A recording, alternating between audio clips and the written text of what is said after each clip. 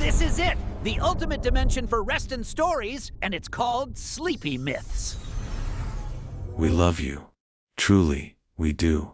And we want you to feel safe here, wrapped in a story that doesn't rush you, that doesn't demand anything from you. Just a gentle tale for your heart and your dreams. Before we begin, tell us quietly, where in the world are you listening from, and what time is it there? Let it be a secret between you and the night.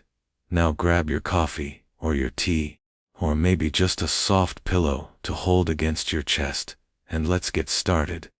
There are stories that begin with thunder and fire, but this one begins with something quieter. A faint song, hidden where no one expected it.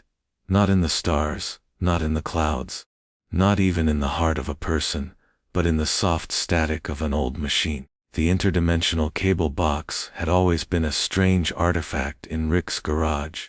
Morty knew it as the device that opened a floodgate of strange shows from infinite universes. To most, it was just a carnival of absurdity, worlds colliding, nonsense stitched into comedy. But one night, buried under the flicker of channels, there was something different, something fragile, a melody.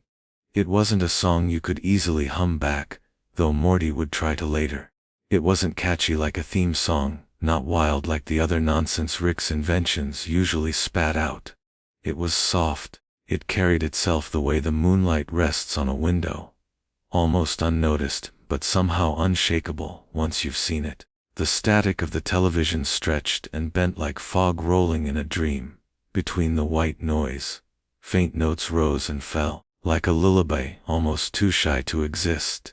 The sound drifted not from the speakers, but from the spaces between channels, that liminal hum where no program had ever been meant to play. Rick wasn't watching.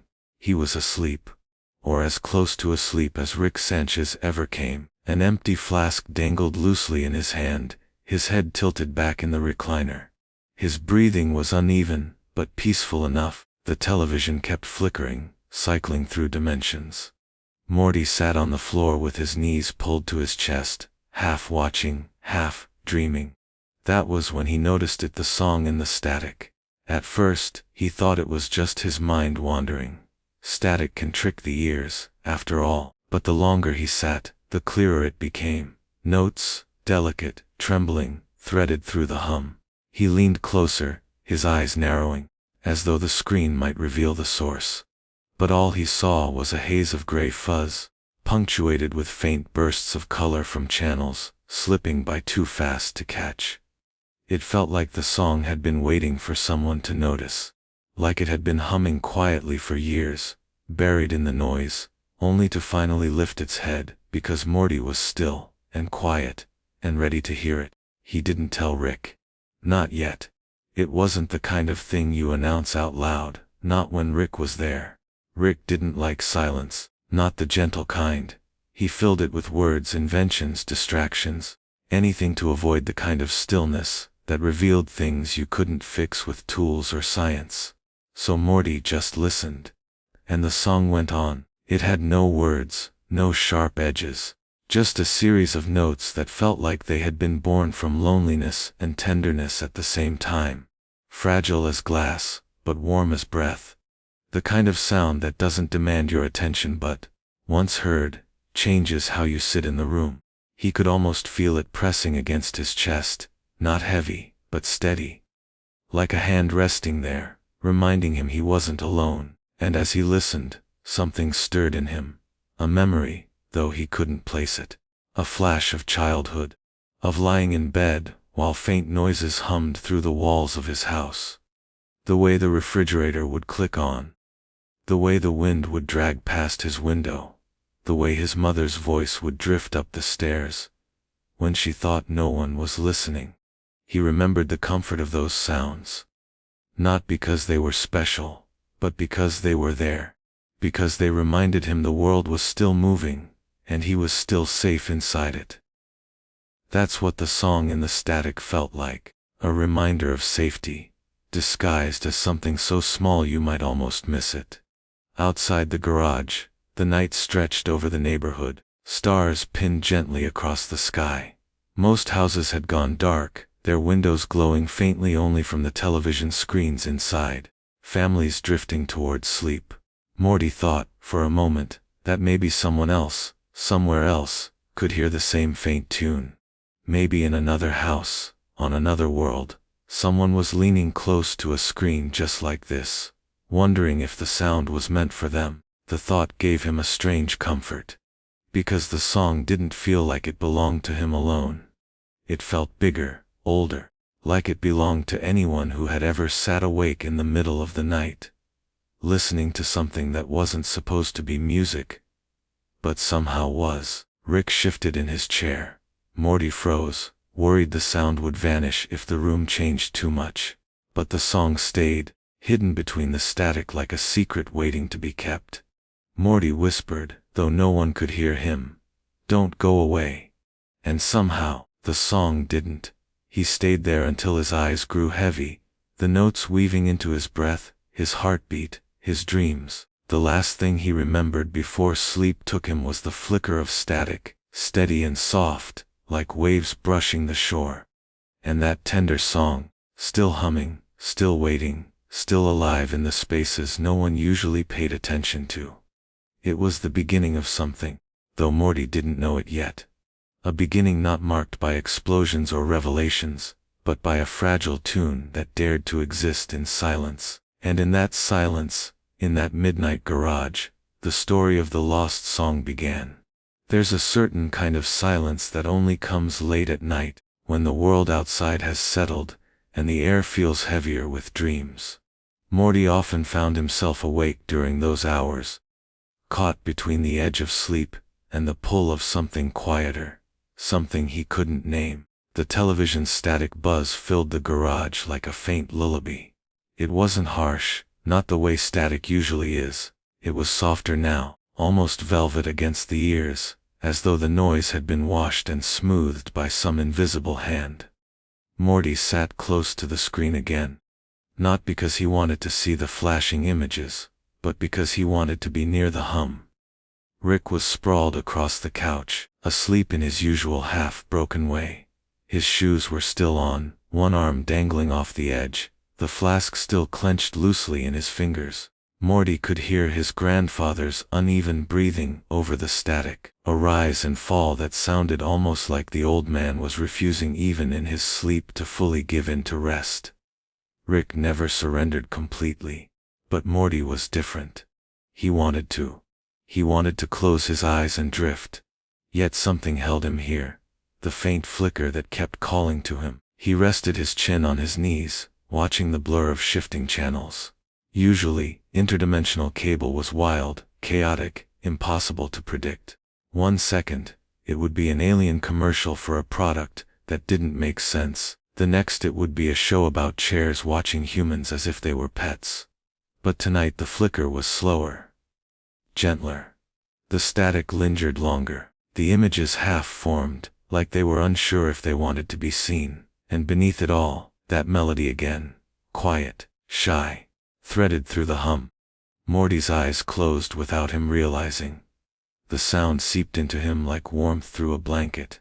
He didn't see the shows anymore. He saw something else, not exactly dreams, not exactly memories. Images floated to him like soft balloons in the dark. He saw himself as a little boy, sitting on the living room carpet, playing with toy blocks, while Beth read a book nearby. He saw the flicker of Christmas lights, the way their glow would bend against the window pane.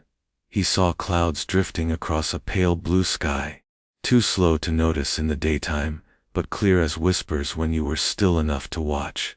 Each image came with a feeling, safety, warmth, a kind of belonging he didn't always feel now. Morty wasn't sure if the cable was showing him these things, or if the melody was pulling them out of him, drawing them like sketches onto the canvas of his closed eyelids.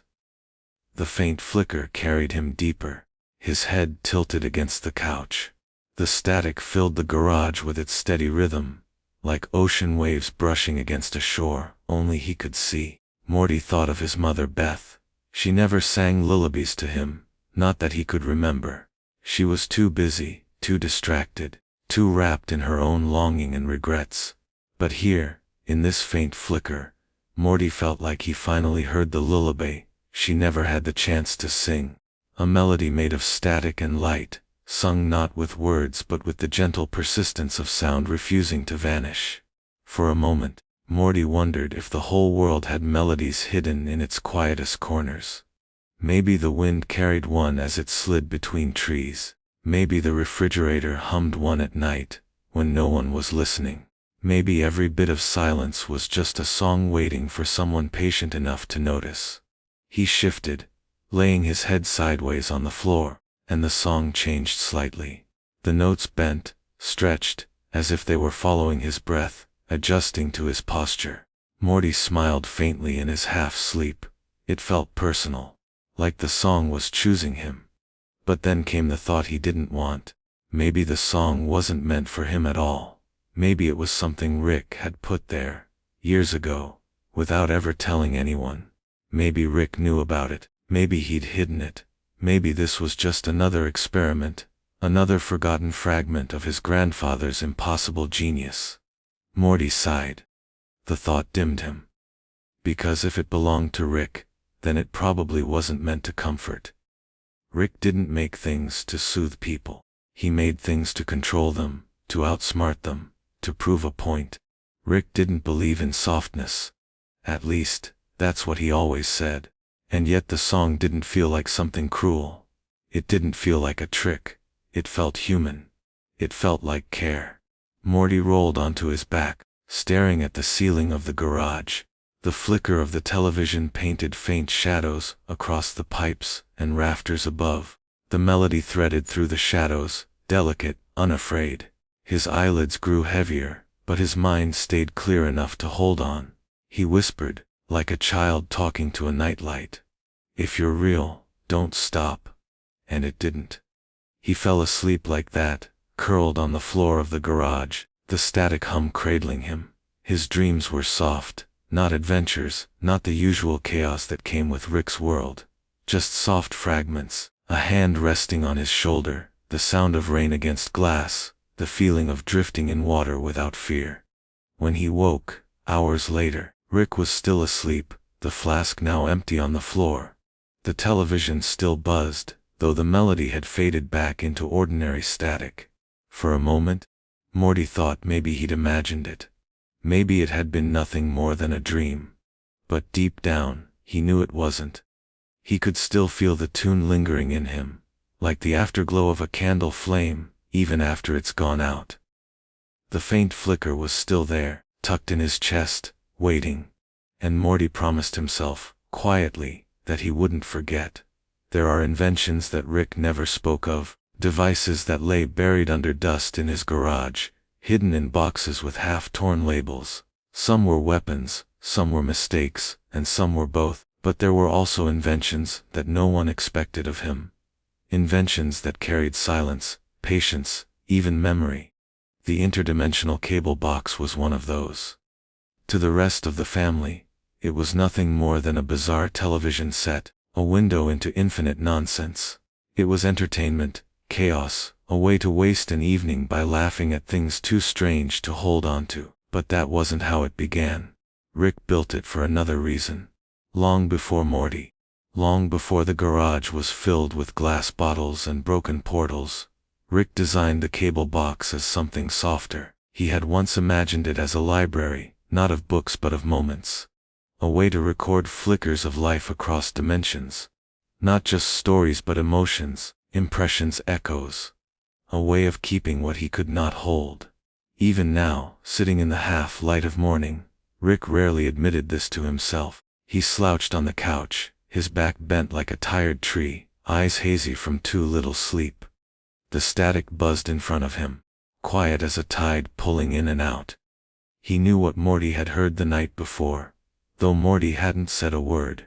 Rick could feel it. The faint melody still lingered in the static if you knew how to listen. He hadn't meant for Morty to find it. Not yet. Maybe not ever. The melody was old. It came from one of those forgotten channels. Not the ones that showed wild alien sitcoms or surreal commercials, but the ones he had hidden deep in the system, tucked behind layers of frequencies. Most channels were locked away, unlisted, drifting in static until someone stumbled across them. Rick had left them there, like sealed letters he never wanted opened. And yet, sometimes they bled through. Sometimes the system hummed with its own will, pulling the forgotten back into light. Rick remembered when he first made the recordings. His hands had been steadier then. His mind, though restless, had still carried a thread of wonder he hadn't lost completely yet. He had wanted to capture something he could not bear to lose. A laugh, a voice, a lullaby sung once in a kitchen long gone. He hadn't realized then how fragile such things were, how easily they could vanish when you weren't watching. The cable box had become a vault, though no one knew, a vault of feelings he couldn't let himself touch directly. It was easier to call it nonsense, easier to drown it in chaos, easier to hide tenderness behind absurdity. If anyone asked, Rick could shrug and mutter that it was just random channels from infinite universes. But he knew the truth, some of those channels weren't random at all. Some of them belonged to him. The static shifted. For a moment, an image flickered. Rick squinted, then looked away quickly, as though he had seen too much. It was just a kitchen table, nothing strange, nothing wild, a plain wooden table, sunlight slanting across it, dust glowing in the air. A woman's hand rested there, fingers tapping faintly in rhythm to a song. The image vanished before it could settle. Rick's chest tightened.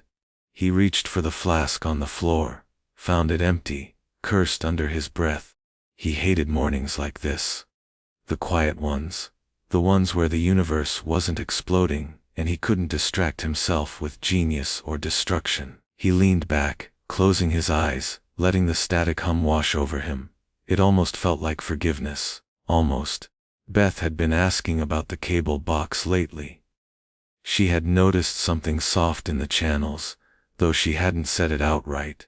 Rick knew she had seen the same flicker Morty had, that lullaby woven between the noise. He could see it in the way she glanced at the screen when she thought he wasn't looking, the way her mouth pressed into a line of recognition she didn't want to name. He told himself it didn't matter, that she wouldn't ask, that even if she did, he wouldn't answer. But part of him wanted her to know. The melody grew louder in the static, or maybe Rick was just more awake to it now. It was faint, fragile, but undeniable. A tune sung once for a child too young to remember, recorded by a man too proud to admit he cared. Rick had meant to erase it years ago. He hadn't. Maybe he couldn't. The forgotten channels were filled with things like that. Pieces of him scattered like crumbs across infinite universes. A laugh in a bar with a friend who had died long before Beth was born. A quiet night in a cabin, where the stars were brighter than any science could measure. A voice reading bedtime stories to a girl with blonde hair, too curious for her own good. Rick had stored them all. He told himself it was for science, for study, for the principle of preservation. But late at night, when the garage grew still, he knew better. He knew it was because he was afraid. Afraid of what silence would mean without them.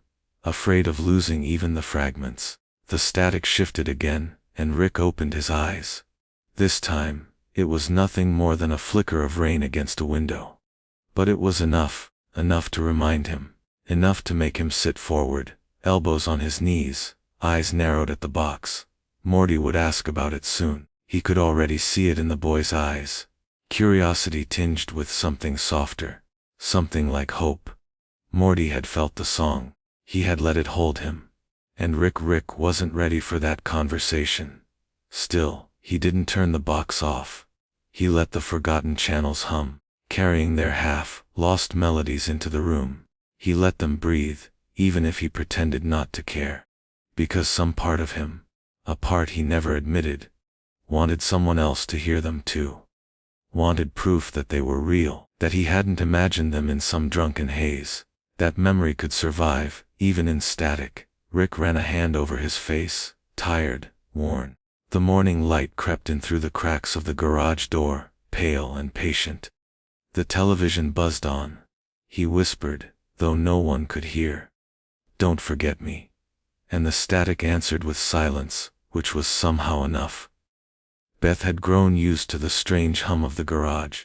For most of her life, she'd accepted it the way one accepts the creak of an old house, or the hum of a refrigerator. Background noise, nothing more. But there were nights when the buzz of the interdimensional cable bled into her dreams. Nights when she woke with fragments of something that wasn't entirely hers.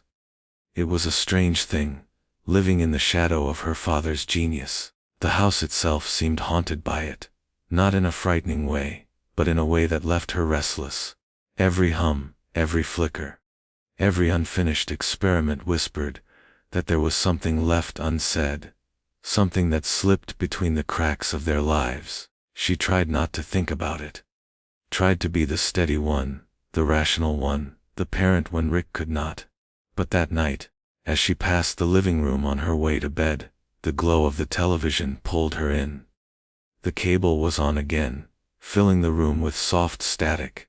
Morty was asleep on the couch, his head tilted against a pillow, his chest rising and falling with the rhythm of dreams. The remote had slipped from his hand. The screen flickered, and Beth paused. She almost turned it off, almost walked away, but the flicker held her. It wasn't the chaos she expected. No strange commercials about alien doors, no surreal game shows from universes that defied logic. This was quieter, softer. The screen showed a dimly lit room, blurred as though half hidden in fog. A figure sat in the distance, not quite in focus. The only sound was a faint melody, more hum than song, fragile as breath. Beth's hand hovered over the remote, but she didn't press the button. Something in the tune felt familiar. She leaned forward, her brow furrowed. It wasn't just a random frequency. It wasn't noise. It felt like memory, not hers, but close enough to stir something deep inside. The melody rose and fell, and Beth felt a pang in her chest. For a moment, she thought of childhood, not specific moments, not clear images, but a haze of warmth. Nights when she had fallen asleep on the couch with a blanket pulled around her shoulders. Nights when she had thought, just for a fleeting second, that her father had been more than the man who disappeared into science.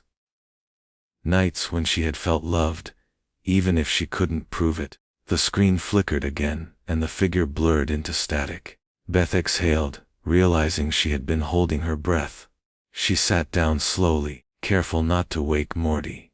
The room was quiet except for the faint buzz of the television. She felt a heaviness settle in her chest, the kind that wasn't sadness exactly but something softer, longing, maybe. A longing for something she had once tasted and lost. She thought of Rick, her father, brilliant, broken, endlessly distant. He had given her so much, and yet somehow left her hollow at the same time. She wanted to ask him about the melody, about the flicker she had seen, but she knew how that would go. He would deflect, mock, or drown the question in alcohol. He wasn't built for softness, at least, not in the light of day. But maybe this was his softness, hidden not in words, but in static, not spoken, but preserved. Beth sat with that thought, letting the hum wash over her. The glow of the screen cast shadows across Morty's face, gentle and untroubled. He was dreaming, and she wondered if he dreamed of this. If he too had felt the melody's pull. She closed her eyes for a moment, listening. It was strange how peaceful it felt. Not like the chaos of Rick's inventions, not like the sharp edges of his sarcasm. This was different. This was human. The melody faded, swallowed by the static, but Beth didn't move. She let the silence stretch, her heart beating slowly, calmly. It was as if the house itself was breathing. And in that breath, she realized something she hadn't admitted to herself before. She wanted to forgive him. She didn't know if she could, not fully, not after everything. But a part of her, fragile and stubborn, wanted to believe that the man behind the invention still carried love, even if he couldn't say it aloud. She glanced at Morty again, his hair messy, his mouth slightly open in sleep. He didn't know yet. He didn't carry the weight she carried, not in the same way. But maybe he would someday. Maybe this melody was Rick's way of passing something down without words. Beth stood at last, pulling the blanket higher around Morty's shoulders. She left the television on, the static buzzing softly in the background. As she walked down the hall, she felt both heavier and lighter, as though she had touched something important but fragile. She didn't tell Rick the next morning. She didn't tell anyone. But she carried it with her, tucked away like a secret lullaby. Because sometimes, even in a house filled with noise, the quietest moments spoke the loudest. And though she couldn't explain it, Beth knew the flicker in the screen wasn't just a channel. It was a story. A story of her father, told in the only way he knew how. There were evenings when the house seemed to settle into itself, like an old dog curling into a quiet corner. The world outside might be loud, full of interruptions and demands, but inside the Smith living room, there were rare moments when time felt slower, stretched thin, almost tender. This was one of those nights. Rick had been tinkering for hours, his muttering filling the garage like the droning of a restless machine. Morty had wandered in and out, trying to follow the logic, failing to keep up, giving up altogether. Beth had gone to bed early, weary from a day of carrying her family's heaviness. Summer was listening to music somewhere upstairs, and so it was just Rick and Morty, eventually, drifting into the quiet orbit of the couch. Rick came in with 2 sandwiches balanced carelessly on a cracked plate. It wasn't like him to cook, and yet here it was. 2 simple things, stacked with uneven bread, cheese pressed to the edge, a smear of mustard dripping. He handed one to Morty without looking at him. No words, just a grunt. Morty accepted it, blinking in surprise. The television was on, the interdimensional cable box humming softly. Not Wild Tonight, not full of alien talk shows or screaming salesmen, but something quieter, a channel of flickering light and soft static. The sound filled the room like distant rainfall. They sat side by side, chewing. The sandwiches were clumsy but good, in the way that food sometimes feels better simply because it was shared. Morty glanced sideways at Rick, who was staring at the screen, his hair catching the dim glow of static. He wasn't scowling, wasn't smirking. He was simply present. Morty didn't want to ruin it with questions. There was a fragility in the air, as if even one wrong word might crack it open and scatter it away. So he hummed, almost without realizing it, a soft little sound under his breath, matching the faint melody that drifted through the static. Rick's chewing stopped. His eyes flicked toward Morty. For a long second, nothing moved. Then he turned back to the screen and exhaled slowly through his nose. Morty froze, his sandwich halfway to his mouth. He wasn't sure if he'd done something wrong. He didn't even know if Rick had heard. But then, in the quiet, Rick muttered, "Don't stop." It was barely audible, almost drowned out by the television. Morty swallowed hard, then kept humming, letting the notes tumble from him like little fragments of memory. He didn't know the whole tune, not really, but he filled the gaps with instinct. Rick leaned back against the couch. His eyes were still on the screen, but Morty noticed his jaw soften, his shoulders lower. For once, Rick looked less like a storm and more like a man sitting in the eye of one. They ate the rest of their sandwiches like that, quietly, with the melody and the static blending into something halfway between music and silence. It wasn't grand. It wasn't earth-shattering, but it felt whole. Morty thought of all the times Rick had dragged him across galaxies, through danger and chaos, through worlds that twisted and broke the rules of reality. And yet this little moment with sandwiches on an old couch, with a strange lullaby humming from a half-forgotten channel, felt like the most extraordinary thing of all. He wanted to say thank you, but the words felt too sharp for the softness of the night. So he stayed quiet, his eyes fixed on the screen, the static blurring in and out like a dream just out of reach. Rick wiped his mouth with the back of his hand and set his empty plate down. He didn't say anything either, but after a while he reached over, tugged a blanket from the armrest, and tossed it over Morty's lap. Not neatly, not carefully, but enough. Morty smiled faintly, almost too tired to notice he was smiling. The blanket smelled faintly of dust and detergent. The static buzzed on. The house seemed to breathe with them, steady and slow. Outside, the night stretched endlessly, but inside, on that couch, it felt contained. A pocket of peace carved out from all the noise. For Rick, maybe it was just another night, another distraction. But for Morty, it was something he would remember without even meaning to. A sandwich. A hum. A soft flicker of static. And though neither of them said a word about it, the silence between them was its own kind of conversation. A lullaby without lyrics.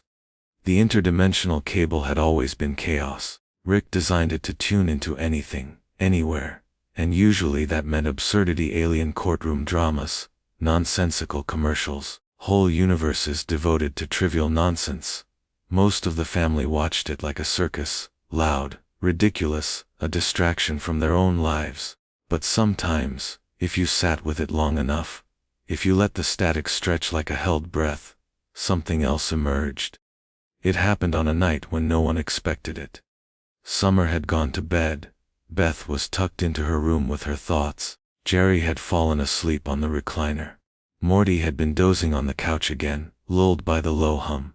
Rick was half awake himself, slouched, staring at the screen with that half-lidded look of someone who wasn't sure whether he was sober enough to be awake or drunk enough to be dreaming. And then it came.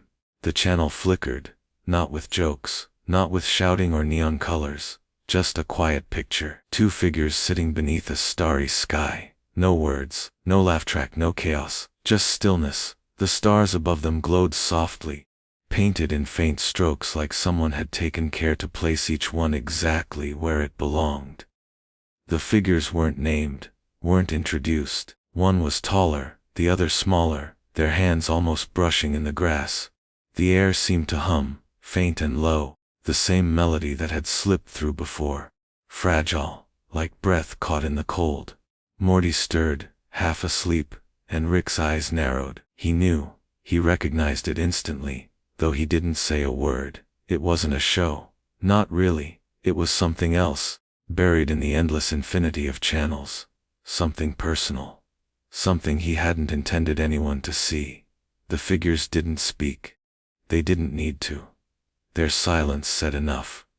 One leaned their head onto the other's shoulder, and the camera, if there even was a camera, lingered on the simplicity of it. Not a joke, not an explosion, just closeness. Just the kind of thing that slipped out of memory if you didn't hold on to it tightly.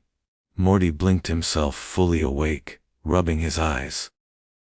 "Oh, whoa, what is this?" he whispered, his voice hushed as though speaking too loud might break it. Rick grunted, his jaw tight. Nothing. Just interference. But Morty didn't believe him. He knew Rick well enough by now to sense when something mattered, even if Rick pretended it didn't.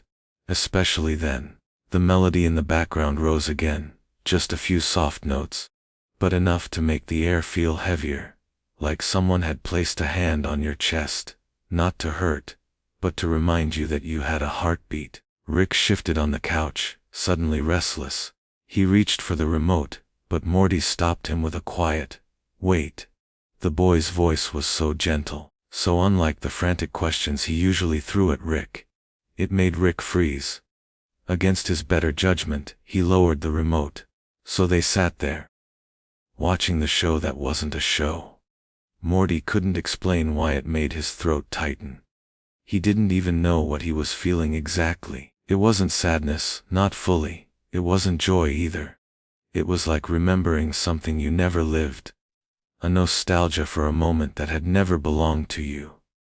The figures on the screen leaned closer. The stars brightened for just a second, and then, static. Gone. Morty let out a breath he hadn't realized he was holding. "Fat, that was different," he whispered. Rick didn't respond right away. His hands were clenched tightly on his knees, the way they did when he was holding something back. Finally, he muttered, "Some channels are mistakes. They weren't meant to air." Morty frowned. "Bah, it was nice. It felt I dunno, real." Rick chuckled bitterly, his eyes never leaving the screen. "Yeah, well, Reality's messy, Morty. Better to drown it in nonsense. But Morty shook his head. He didn't believe that. Not anymore. The house was silent except for the faint hum of the cable. The glow of the screen painted their faces in pale blue. Morty leaned back against the couch, his eyelids growing heavy again, but he fought to stay awake. He didn't want to miss another fragment, another glimpse into whatever this was. Rick, for his part, sat still as stone, his face unreadable, but his silence said enough. He knew exactly what Morty had seen. He knew exactly where it had come from. The soft show that never aired wasn't a mistake. It was a memory, a piece of him, tucked away, hidden in the infinite channels. A moment of love he hadn't allowed himself to keep. And though he'd never admit it, Rick wanted to turn it back on, to watch it one more time. Just once more. But instead, he stood. He grumbled something about needing another drink, his voice rough. Morty nodded faintly, already half asleep again, but his lips curved in a soft smile. Because he knew, even if Rick never said it, even if Rick buried it, there was love in there somewhere. And sometimes, the universe leaked it through, like static between channels. The next morning carried with it a kind of softness Morty didn't usually notice. The house was quiet in a different way, not just the silence of sleeping bodies, but the hush of something unspoken, something left hovering in the air, like dust caught in a sunbeam. He found himself lingering on it, the strange little program from the night before. The one that wasn't really a program at all. Morty shuffled into the kitchen, hair sticking up, socks sliding across the floor. Rick was already gone, of course, leaving only the faint smell of metal and engine oil drifting from the garage. Summer was still asleep. Beth was humming faintly over her coffee. But Morty wasn't really present. He kept staring into nothing, his thoughts circling back to the stars on that screen, the quiet figures under them. The silence that had felt heavier than words. Something about it pressed into him like a secret. He'd always known Rick was complicated, brilliant, dangerous, selfish, maybe even cruel sometimes. But what Morty had glimpsed inside that channel didn't match any of those versions of Rick. It wasn't sarcasm, or bravado, or even drunken rambling. It was tender. It was hidden. As Morty chewed absently on a piece of toast, he felt it swell inside him, a realization too soft to be dramatic, but too certain to ignore. The interdimensional cable wasn't random. Or at least, not all of it. It was like the box was leaking pieces of Rick, the parts he buried too deep to show anyone, even himself. He didn't tell Beth. He didn't tell Summer. Not yet.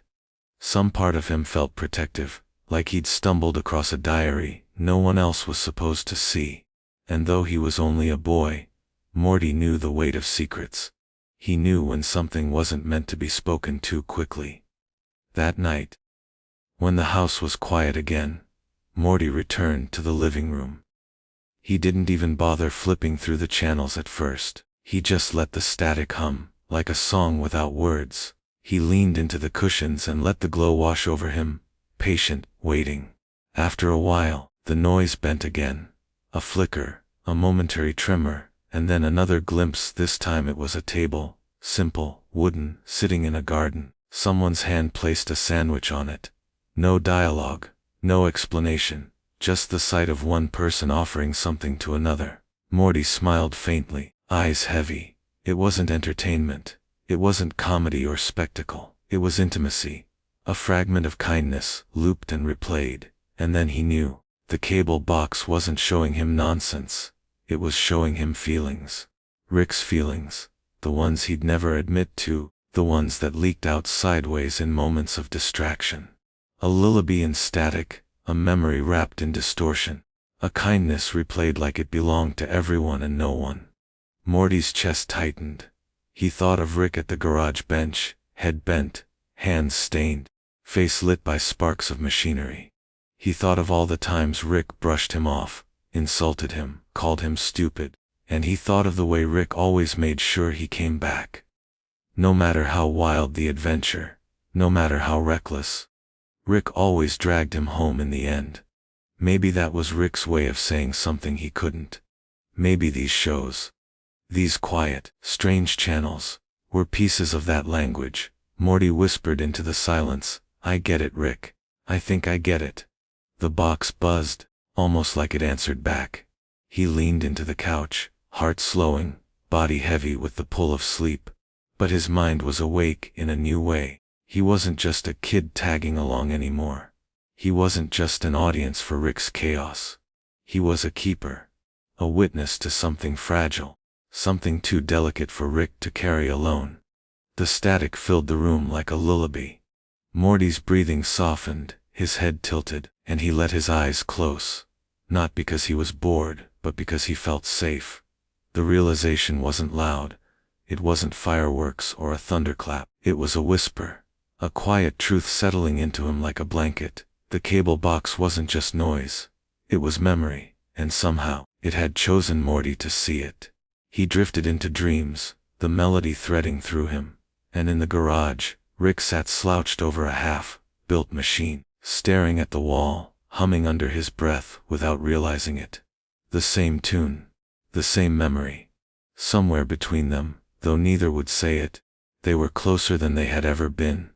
Summer didn't usually stay up late.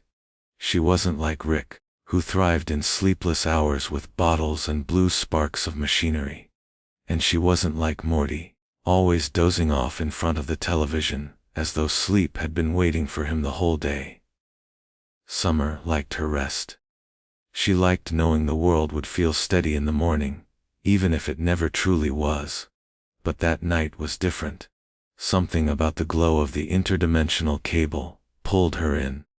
Like a nightlight left on when you're too old to need one, but too young to outgrow comfort. She wandered into the living room past midnight, wrapped in a hoodie, a glass of water in her hand. The hum of the box was softer than she remembered, almost melodic. Morty was asleep on the couch, one arm dangling, breathing slow. Summer smiled faintly at him.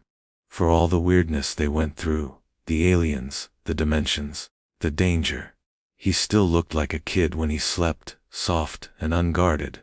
She pulled the blanket up over his shoulders and then, without thinking too much, turned her gaze to the screen. Static, only static. But she didn't look away. There was something in that white noise, something beyond boredom. Her eyes adjusted to the flicker, and slowly, as though the cable itself was shy, the picture shifted. She saw a window, just a simple window, glowing faintly from the outside. There was no one in the room. Only curtains swaying gently, as though a summer breeze passed through. It shouldn't have meant anything. But it did. Summer blinked and felt a memory stir. Her own, not from the box. A night when she was 6 years old, too scared to sleep, and Beth had left the hall light on just for her. That same glow, that same feeling of not being alone, even in the dark. She hadn't thought about it in years, and yet here it was, blooming back into her chest because of some strange, flickering channel. She whispered to herself, "What are you really?" The box didn't answer, but the static softened like it was listening. Summer sat down beside Morty, and let the images keep flowing. Another channel, another fragment, a hand holding a lamp, a child's laugh echoing faintly, then nothing again. None of it made sense, not in the way TV usually did. But it wasn't nonsense either. It was gentleness, scattered into pieces, and as she sat there, she realized something she'd never admitted before. That she missed safety. She missed the kind of childhood where someone sang you to sleep, where the scariest thing was a nightmare you could wake from. She thought of Rick, her grandfather, wild and unpredictable, and wondered if even he carried fragments of that longing somewhere. Maybe that's why the cable whispered like it did. Morty stirred and mumbled, half in a dream. Summer hushed him softly, brushing his hair from his forehead, like she remembered Beth doing for her once. She didn't know why she did it, but it felt right, like the melody of the static was guiding her hands. The minutes stretched quietly. The house was asleep, the neighborhood dim, the stars outside pale and watchful. Inside, only the glow of the cable flickered, gentle, unhurried, and in that stillness, Summer felt something strange belonging. Not the loud kind that demanded attention. Not the noisy togetherness of parties or laughter. A quieter belonging, like being part of a lullaby no one had written down, but everyone somehow knew. Her eyes grew heavy, but she resisted sleep for a while longer, as if staying awake meant she could protect the fragile beauty of the moment. She wanted to carry it with her, the way Morty carried his secret realization, the way Beth kept her quiet suspicions. She didn't want it to vanish with the morning. Eventually, though, she let her head rest against the couch cushion. Her breathing slowed, matched to the rhythm of the static hum. She thought of windows, of soft light, of being a child in a bed too big for her, but not feeling alone. And just before she slipped into dreams, she thought she heard the static hum something more. Almost a voice, almost a song. The cable box glowed on. Morty shifted, whispering in his sleep. Summer smiled, eyes closed now, letting the hum carry her into the gentle weightlessness of dreaming. The house remained still, wrapped in quiet like a blanket. And though no one else knew it, a new thread had been woven into the story of the Smiths. Summer's midnight watching, her memory rekindled, her heart reminded of something she had once lost but could still feel. And outside, far beyond the window, the stars seemed to pulse in time with the static, as though the universe itself was listening too. The house was asleep, but the cable box was not. Its glow pulsed faintly in the corner of the living room, like the steady heartbeat of some forgotten machine. To anyone passing by, it would look like static. Nothing more than the same restless flicker television had always known. But if you stayed, if you let your eyes soften, and your breathing fall into rhythm with the sound, you might hear something hidden within. It began like a hum, not quite music, not quite noise, a thread woven into the static so faint it was easy to miss, yet it was there, fragile, deliberate, and almost tender. The box, for reasons no one could explain, had begun playing the same pattern again and again. Morty noticed it first. He wasn't sure if he was dreaming when he heard it. Lying on the couch with Summer asleep beside him, the glow brushing their faces in pale silver, the melody seemed to loop in the spaces between channels, hovering at the edges of perception. He frowned, listened harder, and realized it wasn't random. The hum had shape, it had intention. "Rick," he whispered into the quiet. No answer came. The melody deepened. Slowly, carefully, it gathered itself like a memory returning from far away. Morty leaned closer. The song had no words, no lyrics to hold it steady, yet he felt as though it was speaking directly to him. It reminded him of a lullaby he had never actually heard, but somehow remembered anyway. The kind of sound that makes you think of being held before you even knew what holding meant. Across the hall, Beth stirred in her bed. She didn't know why she woke. Something tugged at her chest, soft and insistent, like the memory of a mother's voice calling from another room. She rose, walked quietly toward the glow, and found her children curled on the couch, the hum spilling gently into the room. She stood at the doorway for a long time, letting it wash over her. Her throat tightened. She didn't speak. The melody wasn't coming from just one channel anymore. As Beth adjusted her gaze, flipping through the screen with the remote, she realized every channel carried fragments of the same hum. Whether the images showed a sitcom, a drama, an alien news broadcast, or simply empty static, the sound was always there, just underneath. A thread linking everything together. She whispered under her breath, almost to herself, "It's in all of them." The universe, it seemed, had chosen to hum in unison. By the time Rick stumbled out of the garage with a half-empty flask in his hand, the whole house was washed in it. He froze when he heard it. For a long moment his face softened, but then the walls came back, the half-smile, the drunken shrug. He didn't explain. He didn't tell them it was his doing, or that he had once buried this very melody in a channel no one was meant to watch. Instead, he muttered something about interference and sat down heavily in the armchair. But his eyes betrayed him. They glistened, almost wet, as though he was fighting to pretend it meant nothing. Morty shifted, watching him. It's everywhere now, Rick. The box, it's like singing. Rick didn't answer. His jaw twitched. He took another drink, staring at the static. The hum grew steadier, stronger. The living room seemed to breathe with it, shadows swaying lightly across the walls.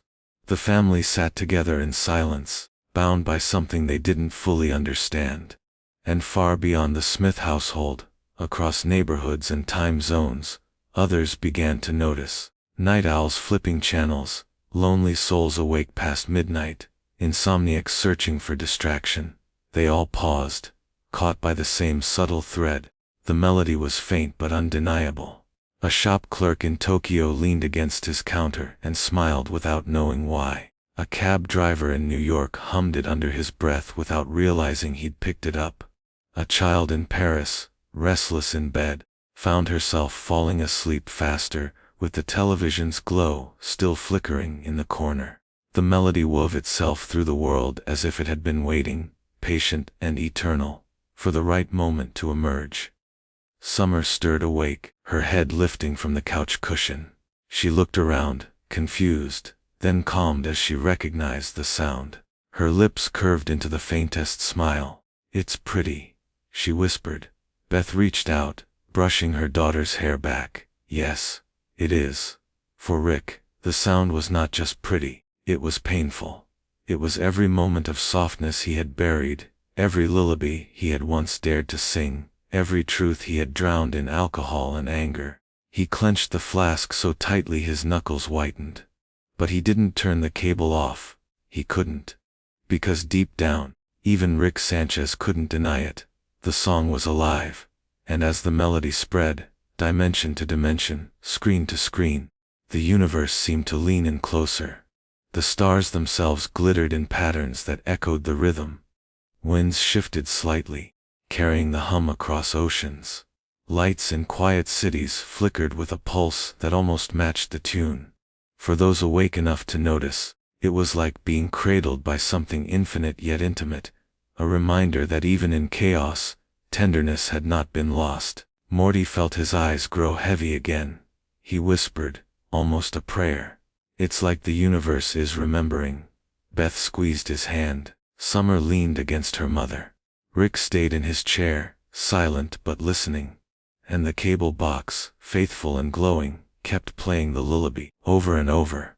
No beginning, no end, just the eternal hum of something once hidden, now shared. Outside the night was vast, but inside it felt small and safe, as if for one fleeting moment, the entire family belonged to the same quiet song. The melody drifted quietly at first, a secret tucked into late night television. But the strange thing about softness is how it spreads, even when it has no intention of doing so.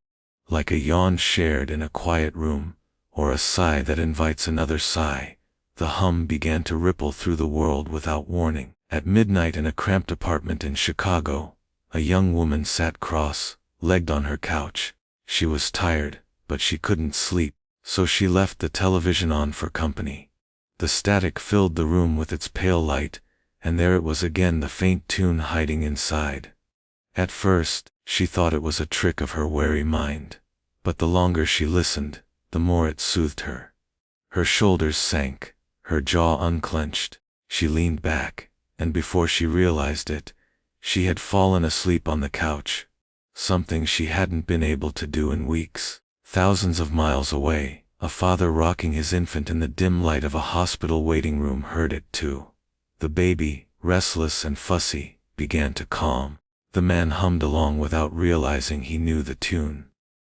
The child's cries softened into hiccups, then into the steady rhythm of sleep. The father blinked at the screen, unsure whether to laugh or cry. He mouthed the words he did not have, "Thank you." The melody became a quiet contagion, not loud, not forceful, simply present, like a low tide that returned each evening. Morty began to notice it in the strangest places. At school, kids hummed it under their breath while doodling in notebooks. In the streets, a man waiting for the bus whistled it softly. Even the neighbors, who never seemed to agree on anything, were caught one afternoon sharing sandwiches at the fence, their conversation quieter, easier than usual. Morty watched these moments from the corner of his eye, unsure whether to believe it, yet unable to deny it. "Rick," he asked one evening, sitting at the kitchen table, "do you think the song is changing people?" Rick didn't answer immediately. He stared into the depths of a bottle, as though trying to read the truth there. "People change themselves, Morty. Maybe they just need a nudge sometimes." Beth, who had been standing by the sink, drying her hands, turned her head. "It feels different though, like the whole world exhaled at once." Rick said nothing more, but the smallest, sharpest part of him, the part he rarely admitted existed, wondered if she was right. Across the globe, stories surfaced quietly, almost invisibly. A couple on the verge of breaking up found themselves holding hands again, while the glow of the cable box filled their living room. A group of teenagers in Sao Paulo stayed up late, not arguing, not scrolling endlessly, but just sitting in shared silence as the melody hummed from the background. An elderly woman in a care home drifted peacefully to sleep to the sound of the static, smiling for the first time in weeks. There were no headlines about it, no breaking news reports. The world was too noisy to notice something so soft. Yet beneath the surface, the change was undeniable. Arguments dulled at their edges. Voices that once rose in anger paused, hesitated, and sometimes fell into laughter instead. Strangers looked at each other with a little more gentleness. It wasn't a miracle. It wasn't perfection. But it was enough to be felt, like a shift in the air after a storm. Morty lay awake one night, listening to the faint hum that seemed to come from everywhere now. He thought about all the strange, violent adventures he had lived through, all the chaos Rick had dragged him into. And yet, here was something different. No explosions, no monsters, no schemes. Just a tune that asked for nothing and gave peace in return. He wondered if maybe this was the most important thing they'd ever stumbled across. The next morning, Morty caught Summer humming it absent-mindedly while brushing her hair. "What?" she snapped when she noticed him staring. "Nothing," he said quickly. "It just sounds nice." Summer rolled her eyes but didn't stop. Beth, too, found herself returning to it in moments when she felt overwhelmed. The melody reminded her of something half forgotten. Nights when she was a child, when the world seemed safer because someone hummed her to sleep. She wondered if her father remembered those nights too. She didn't ask. The silence between them was fragile, but the song filled some of its space. Even Jerry felt its touch, though he didn't fully understand it. Walking through the supermarket one afternoon, he found himself whistling the tune under his breath. Normally, people avoided him, overlooked him, but this time, a stranger smiled as they passed, humming the same line. For a fleeting moment, Jerry felt less alone. The melody was no longer contained by the box. It was in the people now, carried by lips, by breath, by memory. It spread not by force but by recognition, as though every heart already knew it and was simply waiting to be reminded. Rick pretended not to notice. He buried himself in his garage, tinkering with gadgets and muttering about interference. But late at night, when no one was around, he let the sound seep in. He knew what it was. He knew where it came from. And though he would never say it aloud, he was quietly, painfully aware that the world was humming a lullaby he had once been ashamed of creating. In that admission, silent, secret, Rick felt something stir that he could not drink away. A small warmth, a sliver of connection, a reminder that, for once, his work had not destroyed, but softened. The earth itself seemed calmer, more patient.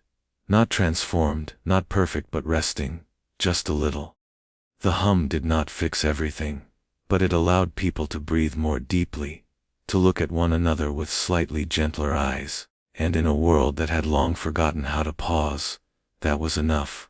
Morty sat on the porch that evening, staring at the fading sunset. He hummed softly to himself, the tune carried on the wind. He didn't know if anyone was listening. But somewhere, in 100 different homes, in 1,000 different lives, people were. And the earth, without realizing it, leaned into rest. The melody had grown too strong to ignore. It threaded through homes, it spilled into streets, it clung to the corners of dreams. Everywhere the Smith family went, it seemed to follow, not blaring, not demanding, but humming like a secret only half remembered.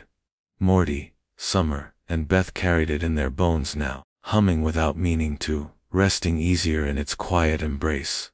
Rick alone pretended it didn't matter. He had grown expert at that, disguising wounds as shrugs, disguising tenderness as sarcasm. And yet every time the cable box flickered on, his face twitched, just for a second, like something long buried was being unearthed against his will. Morty noticed. He always did. One night, after dinner, Morty followed Rick into the garage. The air smelled of metal and ozone, the dim hum of machines rattling faintly around them. Rick busied himself with wires and bottles, pretending he hadn't noticed Morty lingering by the doorway. "Rick," Morty said softly. "I know it's you." Rick didn't turn. His voice was flat, sharp. "Don't know what you're talking about, Morty.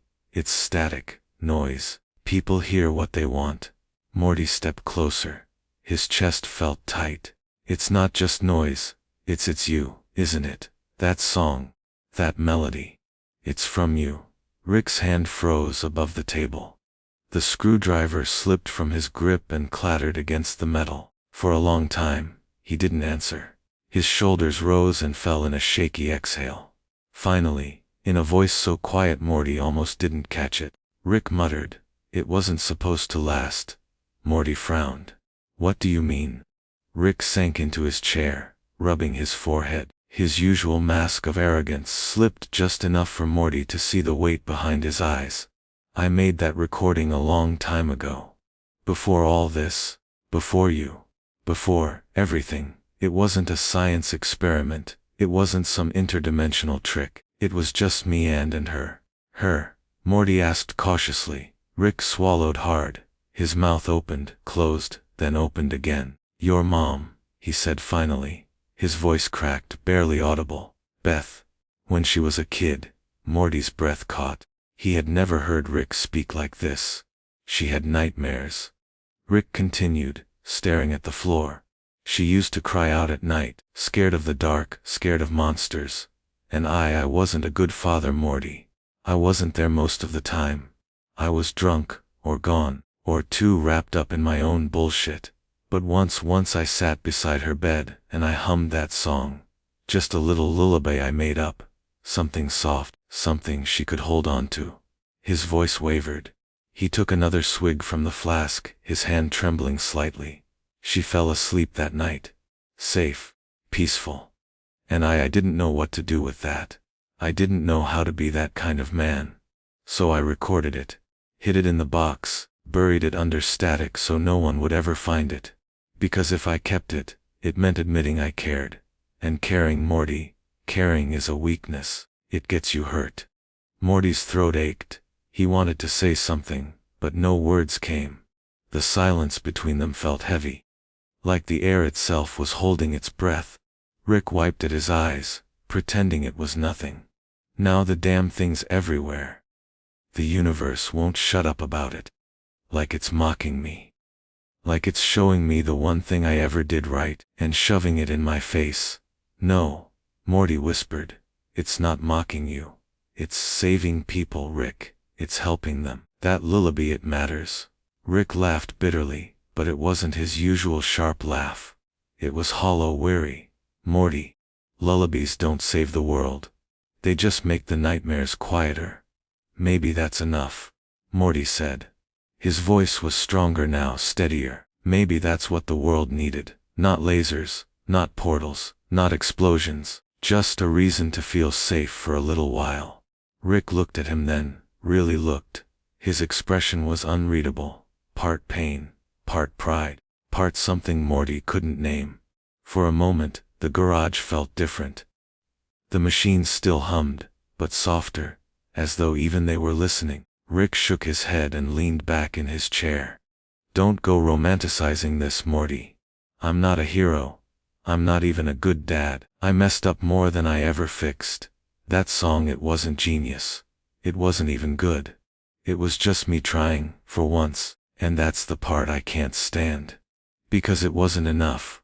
Morty's eyes blurred with quiet tears. He wanted to argue, to tell Rick that it was enough, that sometimes trying once mattered more than succeeding 1,000 times. But he knew Rick wouldn't let himself believe it. Not yet. So instead, Morty simply walked over, pulled out the old chair beside him, and sat down. They didn't speak. They didn't need to. The hum from the cable inside the house drifted faintly through the walls, wrapping them both in its endless loop. Rick didn't say thank you. He didn't apologize. But for the first time in a long while, he didn't push Morty away either.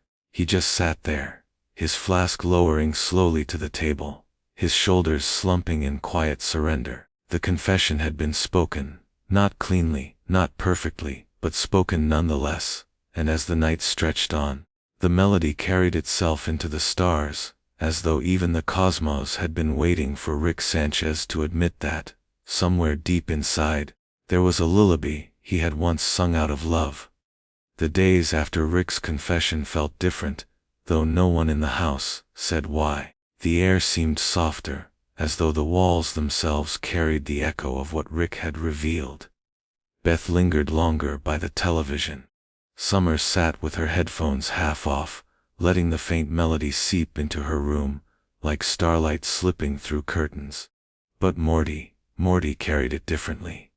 He carried it the way someone carries a story told in the dark, whispered close, meant to be remembered when no one else is listening. The lullaby had become more than a sound to him. It had become a thread tying his family together, delicate but strong, like spider silk glistening in moonlight. Late at night, when the house had fallen quiet, Morty would sit cross-legged on the couch. The static glowed faint blue across his face, and the hum wrapped around him like a blanket. He found himself humming along, not perfectly, not always in tune, but gently, the way someone hums, because their heart knows the shape of the song better than their voice ever could. Rick never joined him, but Morty felt, in his bones, that Rick listened from the garage, silent, hidden, unwilling to show himself. That was enough. One evening, Beth passed through the living room and paused. Morty didn't see her at first. He was too caught up in the quiet rhythm of the song, his eyes heavy, his head tilting softly to one side. But she noticed. Her son, sitting there as though he were keeping vigil over something precious. She almost asked him what he was doing. Then she realized she didn't need to. She recognized the way he sat, the way his shoulders rested, the way his breath matched the hum. It was the same stillness she had once felt, long ago, when her father had sung to her in the dark. And Beth's eyes filled with tears, though she didn't say why. She just slipped into the kitchen, leaving Morty to guard the memory in his quiet way. The days became a rhythm. School, chores, noise, then the night.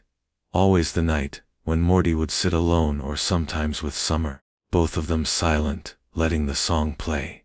Sometimes Summer rested her head on his shoulder, not saying a word, only listening. It wasn't that Morty felt responsible. It was that he felt chosen, in some strange, gentle way. Rick hadn't meant to pass the song on, hadn't asked anyone to keep it alive. But Morty understood now that the memory wasn't just Rick's. It belonged to all of them. One Saturday, Morty sat on the porch steps as the sun slipped low, turning the sky the color of old embers. A few neighborhood kids played across the street, chasing each other with laughter sharp and bright. Morty hummed softly to himself, the tune spilling out without him realizing. One of the kids stopped, listening. "What song is that?" he asked. Morty blinked, startled. He hesitated, then shrugged. "It's just something from my family." The kid smiled. "It's nice." Then he ran back to his friends, and Morty realized the song had already begun leaving the house, slipping out into the world in the most ordinary of ways. That night, he told Summer. She smirked, elbowing him gently. "Gus, you're the family's jukebox now." But later, as she drifted off on the couch beside him, Morty noticed her lips moving faintly, humming the tune even in her sleep, and he smiled, because he knew it wasn't just his anymore. It had become theirs. One evening, Morty gathered his courage. Rick was in the garage again, tinkering, pretending he wasn't listening. Morty stepped inside, hands in his pockets. "Hey Rick." Rick didn't look up. "What, Morty? Make it quick, I'm working." Morty's voice was quiet but steady. "I'm gonna keep it. The song, the memory. Even if you don't want it. I'm not letting it get buried again." Rick froze, tools in hand. For a long time, he didn't move. Finally, he muttered, "You don't get it, Morty. It's not worth keeping. It's a mistake. Just a moment of weakness." Morty shook his head. "No, it's not weakness. It's love. Maybe you don't want it, but I do. I think the world does, and I'm not gonna let it die just because you're scared of what it means." The silence stretched, tense, fragile. Then Rick slammed the tool down on the table and leaned back, his face hard to read. He muttered something that sounded like, "Stupid kid." But there was no venom in it. His eyes flickered, just for an instant, with something almost like relief. Morty didn't push further. He didn't need to. He just stepped back out of the garage, the tune humming softly under his breath, as though to say, "I'll carry it for you." That night, Morty dreamed. In the dream he was older, taller, stronger, carrying lines of age across his face, and yet he was still humming. And children he didn't recognize hummed with him. He woke with a tear on his cheek, though he wasn't sad. It felt instead like a promise. The world outside moved on. People rushed to work, screens flickered with endless noise, arguments flared and died. But Morty had learned that sometimes the smallest sound, a hum, a lullaby, a remembered whisper, could be stronger than all of it. Strong enough to carry through years, strong enough to outlive the man who made it. And Morty decided that was who he would be. Not just Rick's sidekick, not just a boy stumbling through adventures, but a keeper of something fragile and good. The keeper of the memory. And every night, when the static flickered across the screen, and the melody began to hum, Morty would sit there quietly, holding the moment in his chest, promising to never let it fade. Because he knew, even if Rick never said it out loud, even if Beth never admitted she remembered, even if Summer only hummed it half asleep, this was the one gift that belonged to all of them. And Morty was not going to let it slip away. For most of his life, Jerry Smith had been the man on the edges of the story. Not forgotten, exactly, but always the one fumbling at the wrong time. Speaking when silence would have been better, retreating when courage was needed. He was the background noise of his own family, the sigh after Rick's insults, the nervous chuckle after Beth's sharp words. But in the nights after the lullaby returned to their home, something small began to change. Jerry had always fallen asleep on the couch, television flickering across his face, remote slipping from his hand.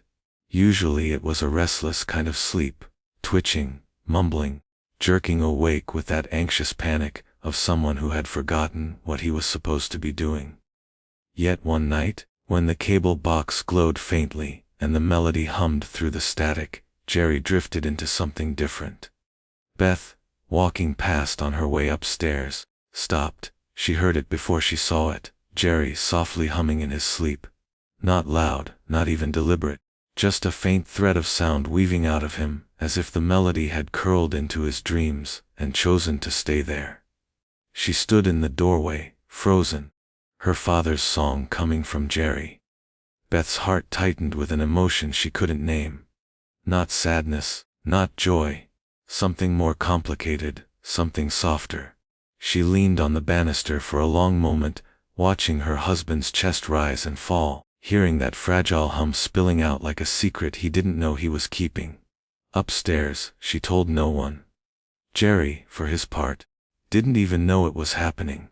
Each night, the same pattern. He drifted, the static buzzed, and somewhere in his subconscious, the lullaby surfaced. He would hum a few bars, sigh, and roll deeper into rest than he had in years. One morning, Morty caught it too. He had come downstairs early, half asleep himself, and found Jerry still sprawled on the couch, The hum was faint, fragile, but there. Morty tilted his head, listening, and felt a strange warmth fill him. For once, Jerry didn't look nervous or broken or small. He just looked human, soft, whole, almost peaceful. "Dad's like humming," Morty whispered to himself, not sure if anyone would believe him. Later that day, he told Summer. She laughed at first, but when she peeked the next night and heard it with her own ears, she fell quiet. "Huh," she said. "Gwis even Dad's got, I dunno, some piece of it in him." And that was the truth of it. The lullaby didn't care about pride or brilliance or failure. It didn't care about who was strong or weak, who was loved or unloved. It just moved, slipped into the quiet spaces, nestled in the places where people needed it most. And Jerry, for all his faults, needed it desperately. The melody became a secret companion to him. During the day, he would sometimes catch himself humming without realizing. In the car, in the grocery store, waiting in line at the bank. Once, a stranger turned to him and smiled. "That's pretty. What's it from?" Jerry blinked, startled, and stammered, Just a thing I heard once." For the first time in years, he didn't feel embarrassed about being caught.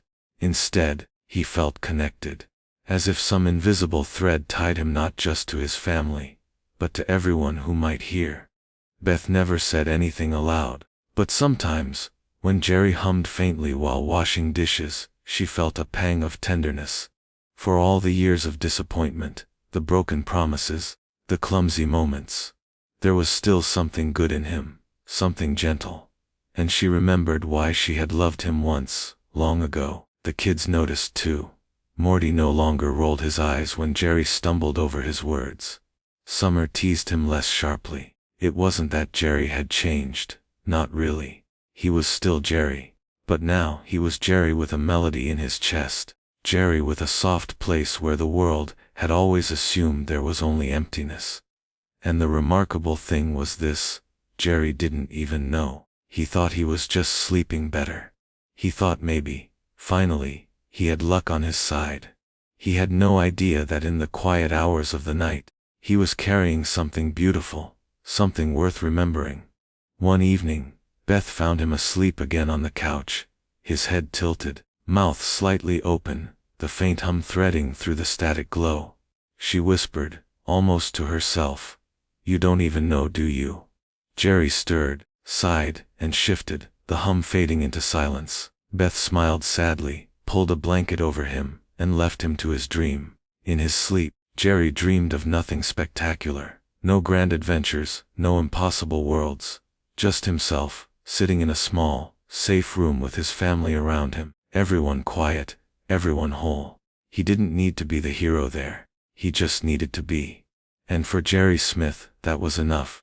The lullaby had chosen him, in its own way. Not to carry it into the world, not to give it shape or meaning, but to remind him, gently, that even the smallest life could still hold music.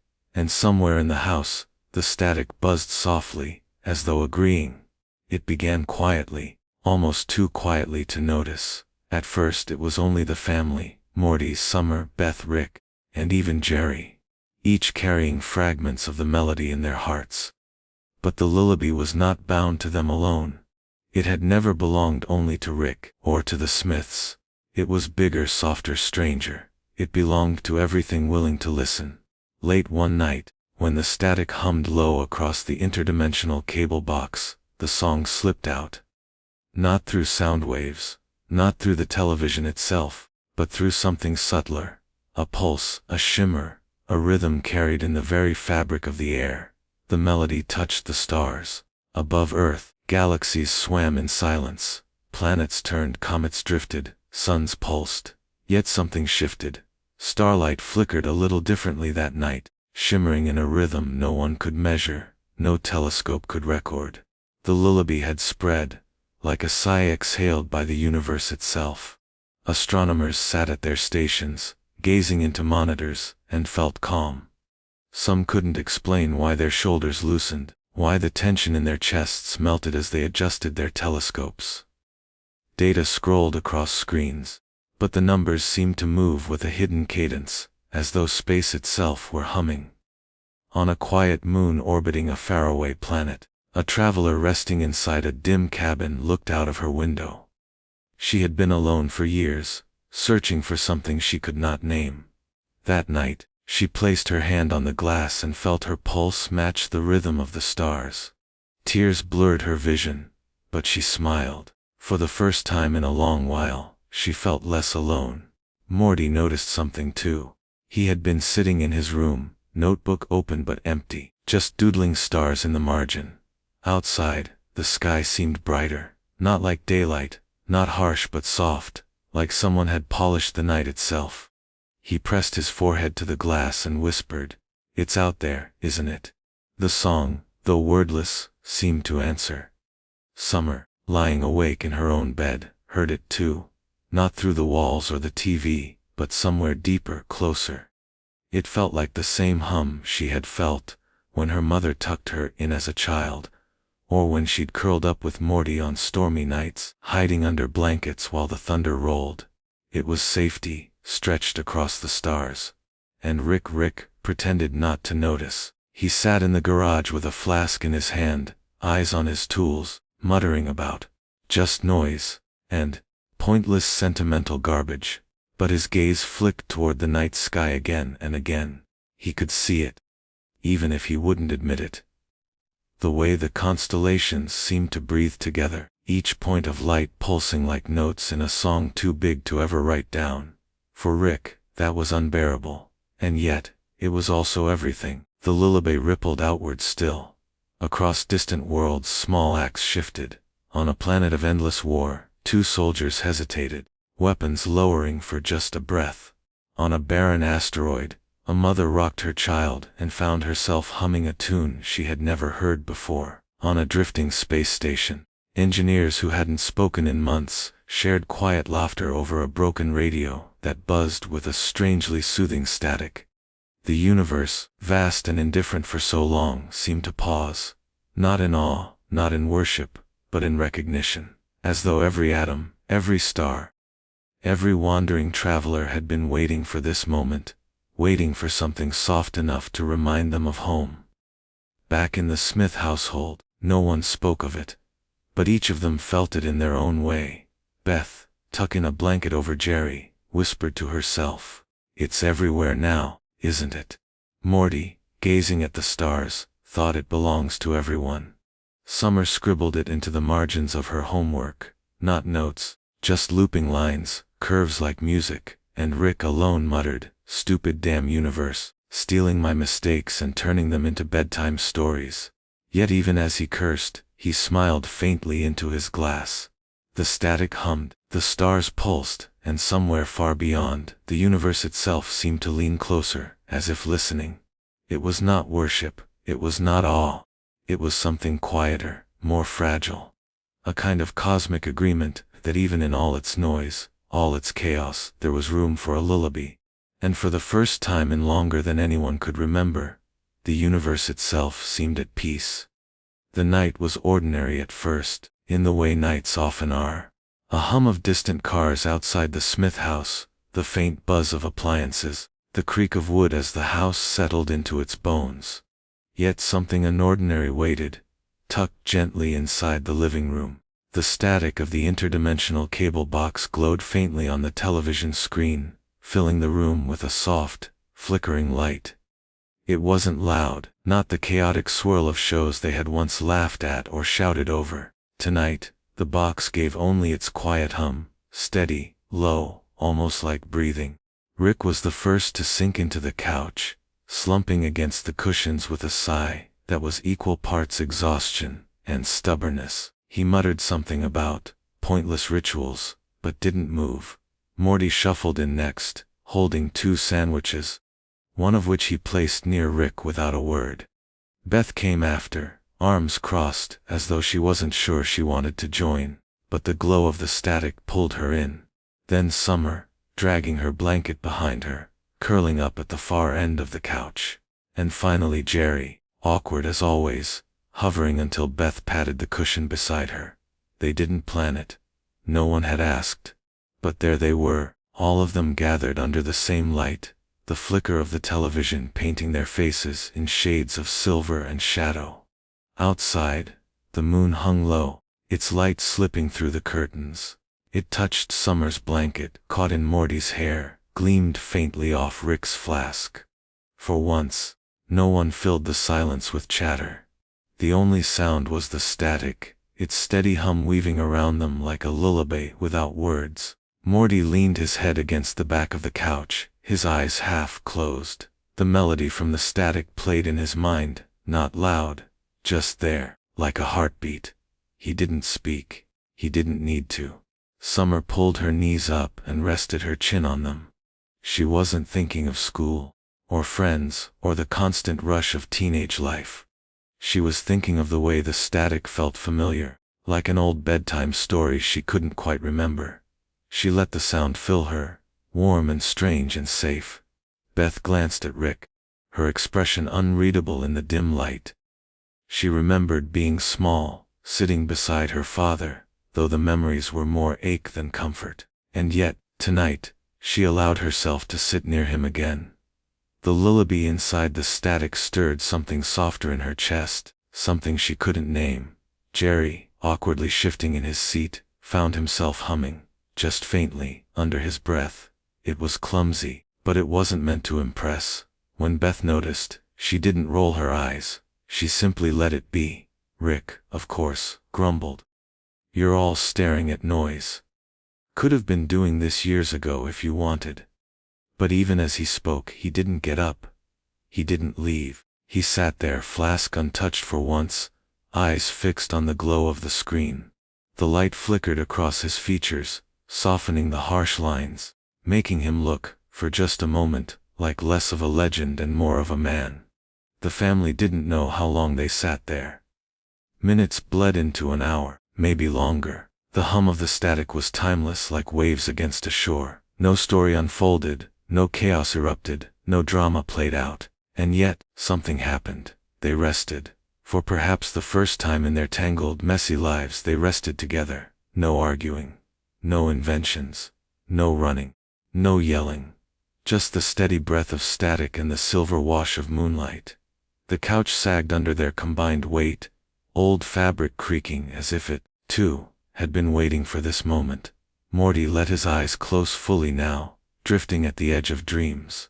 Summer leaned against Beth, and Beth didn't push her away. Jerry dozed, his hum fading into quiet. Rick sat still, the corners of his mouth twitching as though fighting against a smile. Outside, the moon watched over them. Pale, patient, eternal. Its light spilled across the roof of the house, across the lawn, across the neighborhood, and further still. Touching oceans, mountains, cities, deserts. Somewhere, the universe still pulsed with the lullaby, but here, on this couch, under this moon, it felt as if the whole song belonged only to them. It was not a grand reunion, not a proclamation, not a healing of every wound, but it was something gentler, rarer. A night of stillness, a night where a broken family, without trying, felt whole. And the static kept humming, soft and steady, as if it knew this moment was its purpose all along. Time has a way of slipping by quietly, the same way dreams fade at dawn. One day Morty was a boy, leaning against the hum of static on the couch, and then, somehow, he wasn't. Childhood blurred into late nights, into early mornings, into years that stacked one atop another like pages in a book he barely realized he was writing. But even as everything changed, school, friends, heartbreaks, the soft weight of growing older, the melody never left him. It wasn't always loud, not something he carried on his lips every day. Sometimes it was only a hum in the back of his mind, a rhythm in the way he tapped his fingers on the desk, the curve of doodles on the corner of a notebook page.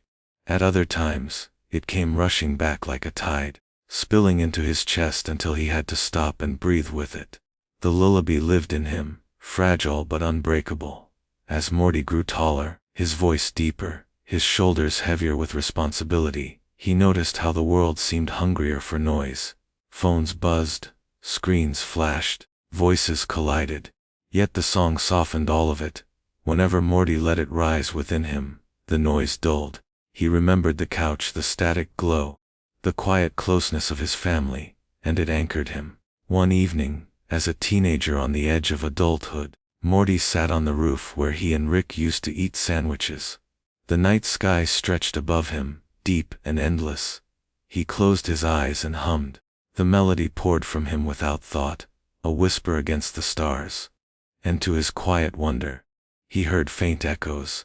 Neighbors humming on their porches, strangers down the street whistling without knowing why. The lullaby had spread further than he'd realized. Years later, when he left for college, Morty carried the song with him. He hummed it while unpacking boxes, while walking down crowded hallways, while studying late at night in libraries that smelled of dust and coffee. His roommates teased him at first, but one by one they began humming it too. No one could remember who had started it. It just seemed to exist, like an old folk tune carried by memory itself. And with each passing year, Morty felt the song shifting inside him. It wasn't just a reminder of Rick anymore, or of a night under the moon with his family. It had become his own language of care. He hummed it when holding a friend who cried. He hummed it to himself after a long day when silence felt too sharp. He hummed it at graduations, at goodbyes, at quiet mornings when the sun slanted through dusty blinds. The melody never asked for recognition. It asked only to be carried. One winter, Morty visited home.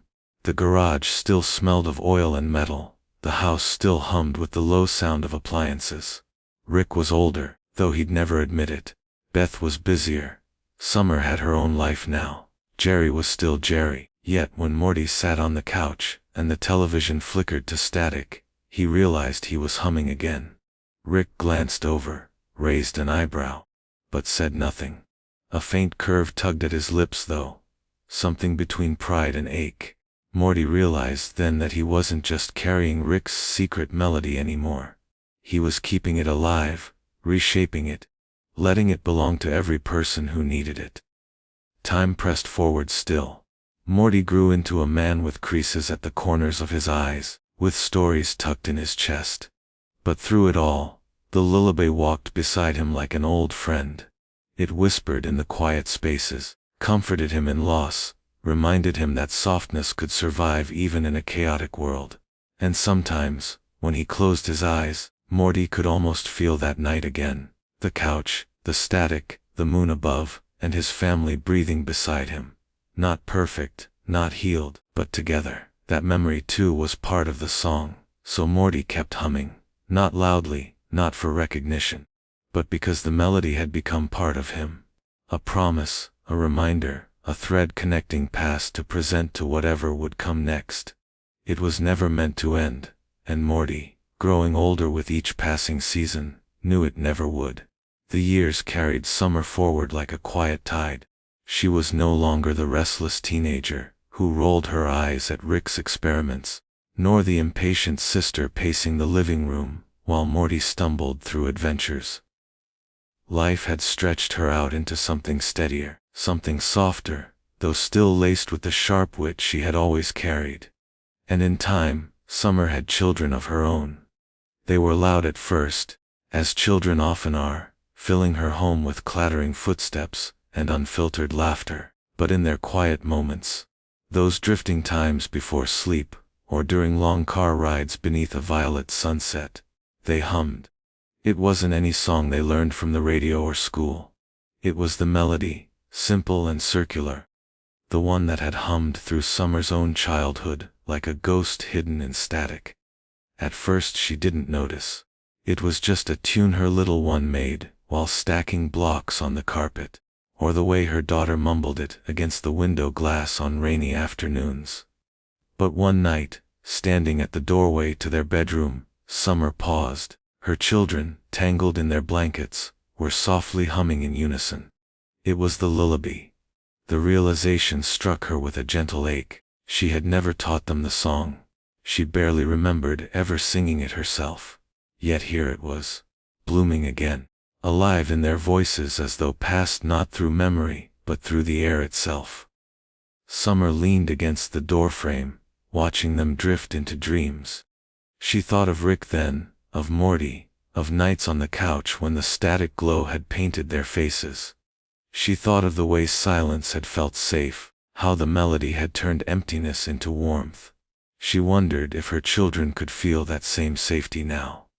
In the mornings, she would hear them humming again, while buttering toast, while lacing shoes, while coloring outside the lines of their books. Sometimes the tune even found its way into their games. Dolls and action figures sang it to one another. Stuffed animals hummed it before being tucked under covers. The melody had become theirs, reshaped in play and innocence, yet still carrying the same softness it always had. One evening, Summer sat with them on the porch. The sky was heavy with stars, and the cicadas sang their own endless chorus.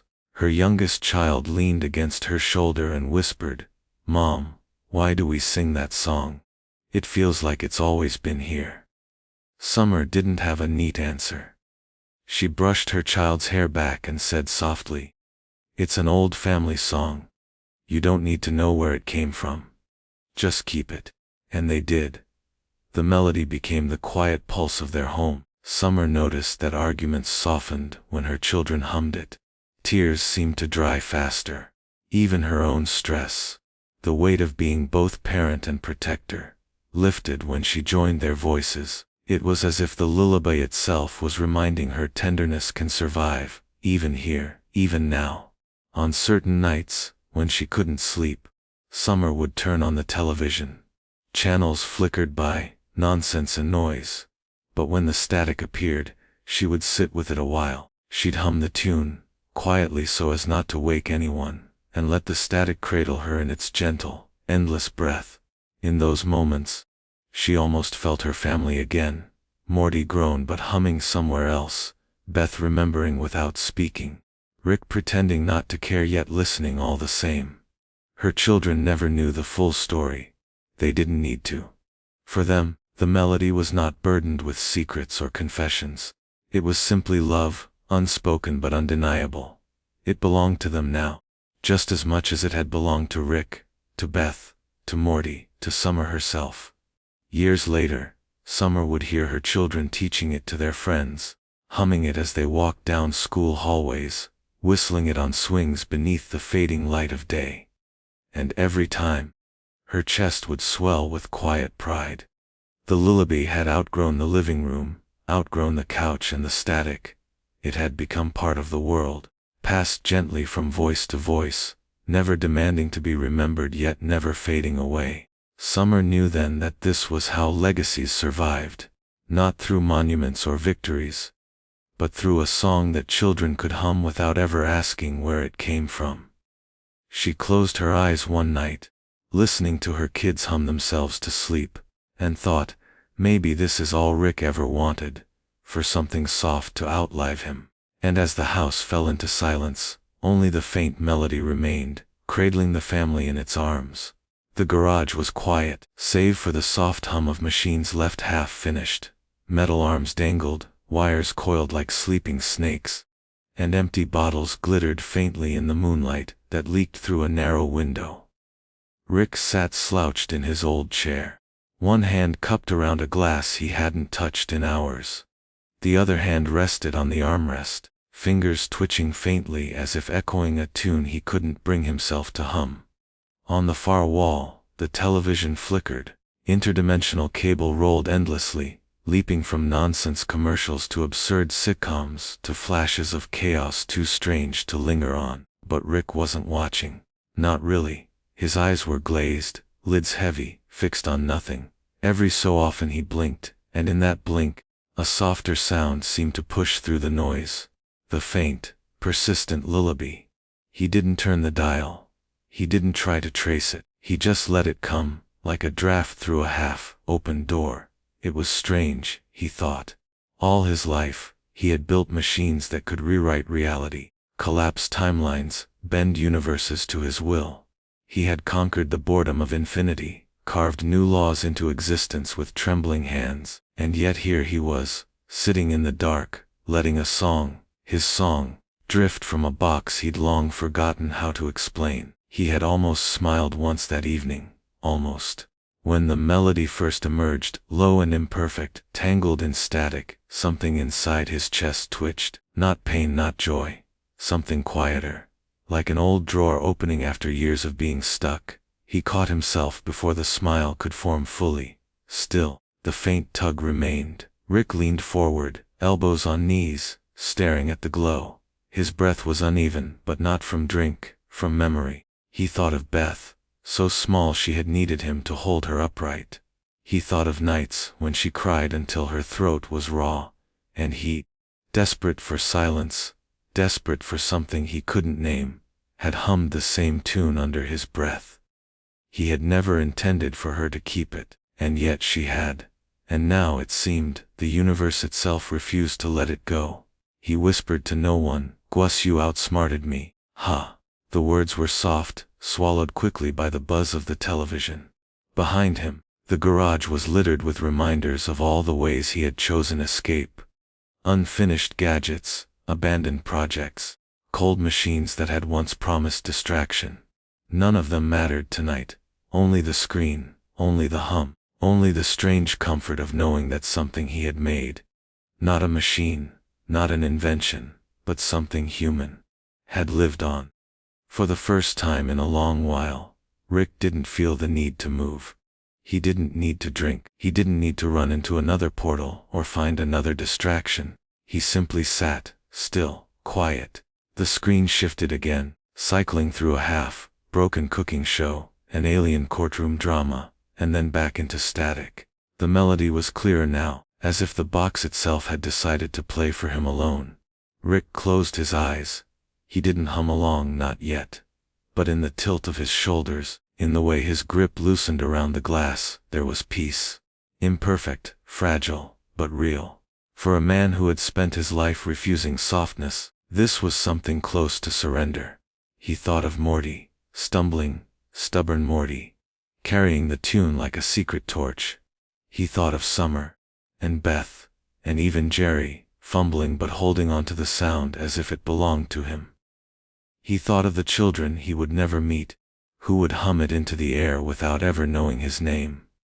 Somewhere deep inside, Rick understood, this was how he would be remembered, not by inventions or portals or scars left on galaxies, not by the chaos he unleashed, but by this, a quiet tune, fragile enough to be forgotten, strong enough to endure. The television flickered one more time. The melody rose and then softened, as if cradling the night itself. Rick tilted his head back, eyes closed, and let himself drift. For once, he didn't resist. For once, he let the silence hold him, and though the smile never reached his lips, it shimmered faintly in his breath, in the way his chest eased with each exhale. He sat there for hours, alone with the screen, the hum of machines, and the lullaby that refused to let him go. And in that garage, Rick Sanchez, scientist, traveler, destroyer, father, looked for just a moment, like a man at rest. The house was quiet. It was one of those evenings when the world outside seemed hushed, the wind brushing lightly against the windows, the stars holding steady in a velvet sky. Inside, the Smith family drifted about in their own small orbits, not fighting, not rushing, simply existing in the same space. For once, there was no crisis, no argument, no chaos. Beth sat at the kitchen table, a cup of tea cooling between her hands. She wasn't reading. She wasn't scrolling through her phone. She was simply sitting, her gaze occasionally lifting to the window, where the faintest glow of moonlight pressed against the glass. In the living room, Morty was curled up on the couch, a blanket draped over his shoulders. His eyes were closed, but he wasn't quite asleep. The television, still set to Interdimensional Cable, flickered gently in the background. No wild shows, no strange commercials, just the soft buzz of static, and hidden within it the song. Summer had pulled a chair near Morty, her chin resting against her palm, eyes half-lidded as she let the sound wash over her. She didn't talk, she didn't tease. She just listened. And then there was Jerry, standing awkwardly in the doorway, not sure if he belonged in the moment. He lingered, shifting his weight from one foot to the other, before quietly lowering himself into the armchair. To his surprise, No one asked him to leave. No one sighed or rolled their eyes. He was simply allowed to sit, to be. The melody threaded through them all, soft and persistent, as though the universe itself was trying to tuck them in. Rick was there too, though not in the center. He sat on the far end of the couch, shoulders hunched, pretending to watch the flickering screen. A bottle rested at his side, untouched. His eyes were half closed, though he'd never admit to being tired. Every now and then, his gaze flicked toward Beth, then toward Morty, then to Summer and Jerry, and then back to the screen. He said nothing. But something in his silence felt different, less like withdrawal, more like presence. The family wasn't holding hands, they weren't confessing feelings, they weren't fixing every wound. But in the glow of the television and the hum of that ancient, fragile lullaby, they were together. Truly together. Beth closed her eyes and let the sound tug at old corners of her memory. She didn't know why the melody felt so familiar, as if it had been stitched into her childhood like a seam she could never see but always feel. She didn't press the thought. She didn't need to. It was enough just to feel safe. Morty shifted slightly under the blanket, humming softly along without realizing. His voice cracked here and there, unsteady, but the tune carried through. Summer glanced at him and, after a long pause, joined in, just barely, her voice low, almost shy. Jerry's lips moved too, though no sound came at first. Then, with a nervous swallow, he added his own unsteady hum, off-key, awkward, but real. Rick didn't hum, not yet. But his hand tapped faintly against the couch arm, a rhythm that betrayed him. The moment stretched on, not dramatic, not grand, but steady and warm. For all their chaos, their mistakes, their endless noise, here they were, a family wrapped in a melody no one fully understood, but all of them somehow needed. The house seemed to breathe with them, each wall holding the sound gently, like memory itself was leaning in to listen. For once, there was no yelling upstairs, no arguing in the kitchen, no explosions in the garage. Just the hum, just the quiet, just the reminder that even broken people could share the same stillness. Rick leaned back into the couch cushions, exhaling slowly. He didn't close his eyes. He never liked to give the world that much. But his gaze softened, watching his family, held loosely together by something he hadn't meant to share. Something he hadn't even meant to survive. He felt a tug in his chest he refused to name. The melody was no longer his. It belonged to all of them. It belonged to the house, to the night, to the stars pressing against the window. It belonged to memory itself, shaping them into something gentler than they had been before. Morty shifted again, his head tilting against the couch arm, eyes fluttering shut. Summer stretched her legs out, her hum fading as she drifted closer to sleep. Jerry leaned back, blinking slowly, as if surprised that peace could last this long.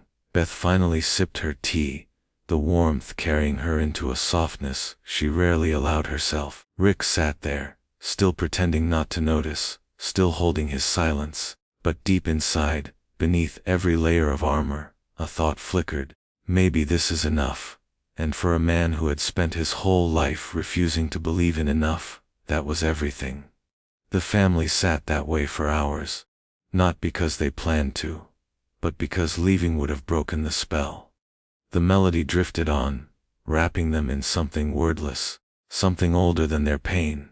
And as the night deepened, as dreams began to gather around them, the Smiths, broken, flawed, human, became a family in memory, not in perfection. Not in grand gestures, but in stillness and hums, in being here together. The night had deepened, though it was hard to tell exactly when. Time seemed to fold in on itself in that quiet house, as though the clocks had agreed to stop keeping score. The television still hummed, the soft static glow filling the living room with a silver haze. The melody that had once been hidden now drifted openly through the air, neither loud nor faint, simply steady. Like breath, like the tide, like something that was always meant to be. Morty stirred on the couch, shifting beneath the blanket, his breathing slow, his face tilted toward the pale light of the screen. Summer had nodded off in the armchair, her hand dangling loosely against her side, her lips parted in a small, steady rhythm of sleep. Jerry was already gone to dreams, his head leaned back against the cushions, humming faintly even in his unconsciousness, the tune still following him inward. Beth sat in the kitchen, her tea long since cooled, but she hadn't moved. She wasn't awake in the usual sense. Her eyes were closed, her shoulders softened, as though she too had surrendered to the quiet spell that had settled over them all. She looked peaceful, as if the song had reached back through her life and tucked away every sharp edge she had carried for years. Rick remained where he always seemed to end up, on the couch, half turned toward the glow of the screen. His eyes were open, though softer than before, less guarded. The bottle at his side remained untouched, a rare thing in itself. He didn't move much, didn't speak. He simply let the static buzz against his skin, let the faint melody curl around his chest like a blanket he'd never asked for, but found himself unwilling to push away. The universe outside went on, stars shifting, galaxies humming their endless songs, planets circling silently. But in that house, in that moment, there was only stillness. The narrator's voice softened, like a whisper pressed against the edge of a dream.